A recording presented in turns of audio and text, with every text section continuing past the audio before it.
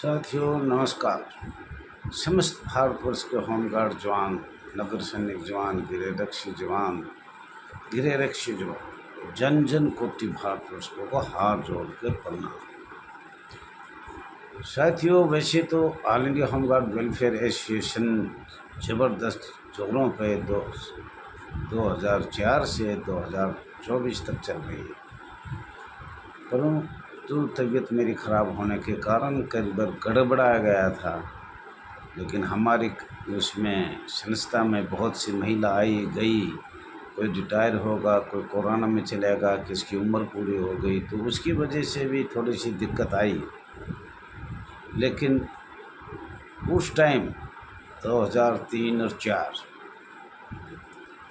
4 में इतनी दिक्कत आई थी, कोई जुड़ने के लिए तैयार नहीं था। हर इंसान दूर भाग रहा था। जिला कमांडेंट आपको अगर इस एसोसिएशन में गए तो नौकरी से सेवा मुक्त कर देंगे, क्योंकि हम स्वयंसेवक हैं, क्योंकि स्वयंसेवक का कोई दर्जा भी नहीं है।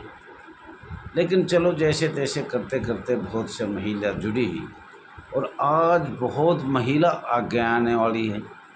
आज तो साथियों, बहुत से माननीय सांसदों ने, माननीय विधायकों ने, माननीय राज्यसभा में बहुत हमने संघर्ष करके ये आवाज़ उठाई जो आज पूरे भारतवर्ष में चल रही है होमगार्ड में।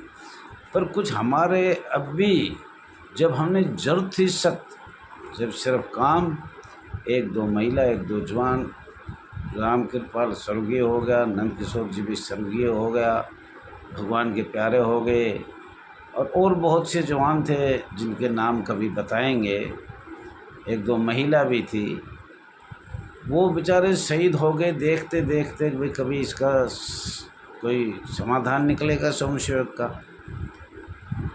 लेकिन आज साथियों, भारत की बहुत सी महिला आगे आने वाली है। एक बार हम भी प्रचंड हो जाएं। जब कोई काम अच्छा होता है ना, तो बहुत से आदमी जुड़ जाते हैं, व्हाट्सएप पे डालने लग जाते हैं, यूट्यूब पे डालने लग जाएंगे। और इससे पहले किसी ने कुछ नहीं डाला भी नहीं, और डालने की हिम्मत भी नहीं करी। और मैं आपको आज ये विश्वास दिलाता हूँ, कई महिलाओं ने अपनी 5-7 साल ड्यूटी करके आज भी संघर्ष कर रही है। कई सालों से नौकरी छोड़ दी, मजदूरी करके संघर्ष कर रही है। उनका नाम कहाँ आएगा? बहुत से जवान करते करते शहीद हो गए, आज इस ज़मीन पर नहीं है, तो उनका नाम कहाँ आएगा? आज बहुत सी महिला, बहुत सा जवान ये कह रहे हैं, भाई हम ये कर दिया, होमगार्ड का ये कर दिया, गृह विभाग का ये कर दिया। तो साथियों, ये एक मान बढ़ाई की है, भाई हमें मान बढ़ाई मिलना चाहिए। अरे साथियों, हाथ जोड़ कर मैं कहता हूँ, जिस टाइम ये उठी थी उस टाइम कभी उन जो शहीद हो गए, जो महिला शहीद होगी और जो जवान शहीद होगा, उनका भी ध्यान रखना चाहिए। आज ये जवान कहते हैं, जो 20 वर्ष से 30 वर्ष के बीच में, हम पुराने वाले को क्या जानते हैं, कौन है, क्या किया नहीं किया। साथियों, ये उम्र आपकी भी आएगी। लेकिन all India home guard welfare association register number 34,987 हमेशा उन जवानों को याद रखेगा जिन्हें शुरू से संघर्ष ज़बरदस्त किया। और ये वादा किया कई महिलाओं ने, कई जवानों ने वादा किया था, जब तक स्वयंसेवक शब्द नहीं खत्म होगा, इतना हम इसका संघर्ष करते रहेंगे। आज नए आ रहे हैं, नए 77 साल बाद नए आ रहे हैं। तो साथियों, इस पर हमें ध्यान नहीं देना चाहिए। और अच्छी बात है, मैं ये नहीं कह रहा ख़राब है, पर वो भी अपना क्रेडिट लेना चाह रहे हैं कि हमने भी इसमें बहुत काम किया, ये किया, वो किया। तो इस तरह की महिला जवान, होमगार्ड जवान है, या कोई सिविल का भी जवान हो गया। लेकिन साथियों, उनमें से शायद रोशन अली जी रहा है। रोशन अली को पता है कितना खर्चा हमने इसमें शुरू में किया था, कोई हमारे साथ जुड़ने के लिए भी तैयार नहीं था। और शायद सुरेश कुमार को भी पता होगा, आज 2 ही आदमी लग रहे हैं मुझे। All India home guard welfare association में कितना संघर्ष किया गया था, और किस किस तरह से भूखे पिसाए, नंगे पैर दौड़ाए गए थे। लेकिन आज अच्छी बात है, मैं ये नहीं कहना ख़राब है। तो देखो आज कितनी महिला आ रही है, यूट्यूब पर आ रही है, यूट्यूब पर दुनिया आ गई। अब home guard home guard home guard, अरे होम गार्ड का तो अभी बताएंगे। और जहाँ तक अभी भी ये सब रोज़गार के लिए मैंने देखा, मैं कहीं भी गया हूँ तो सिर्फ दो बात पाई है, भैया जी हमें रोटेशन कब ख़त्म होगा, इनरोलमेंट कब ख़त्म होगा, हमारा वेतन नहीं मिल रहा, ये हो गया वो हो गया। 8 घंटे की ड्यूटी से हमें सिर्फ 22 घंटा लिया जाता है। अधिकारी हमें बहुत तंग करते हैं, अधिकारी खाना बनवाते हैं हमारे से, अधिकारी मजदूरी का फ़ायदा ले रहे हैं, हम गरीब संस्था में। जब कोई आगे नहीं आया और जब all India home guard welfare association ने ये वादा किया तो मैं तो बूढ़ा हो गया था, मेरे तो बस की आज नहीं है, मैं तो ज़बरदस्ती जैसे चलो भाई ठीक है कोई नहीं आ रहा तो हम चलाएँगे। और कुछ मान बढ़ाई के लिए अलग अलग गुट भी कर रखे लोगों ने, महिलाओं ने, उनने। पर चलो अच्छी बात है, बड़ी खुशी की बात से हाथ जोड़ के कहूँ जो आगे आ रहा है। पर वो समय भी याद करना चाहिए। दिल्ली में बहुत से जवान कह रहे हैं कि हमारे से ज़्यादा कोई नहीं जानता। और भाई ठीक है तुम्हारी उम्र ज़्यादा है, मेरे साथ के जितने शहीद हुए, जितने संघर्ष किया, उनकी लिस्ट में कभी न कभी आउट करूँगा। और उन महिला जवानों को करूँगा जो आज भी उनकी उम्र 35-40 साल होगी और उन्हें निकाले हुए 10-10 साल हो गई। तो जब निकाले, जब मुझे लग रहा है वो 28-30 साल की होगी, कोई 25 की भी हो सकता है। और सिर्फ इस संस्था के लिए उन्होंने अपने जीवन में संघर्ष किया है, कड़ी मेहनत किया है, कड़ी मेहनत। और नाम भी मैं बता देता हूँ जहाँ तक मेरा विचार है, कविता गहलोत मेरठ जिला से जितना इन्हें संघर्ष किया।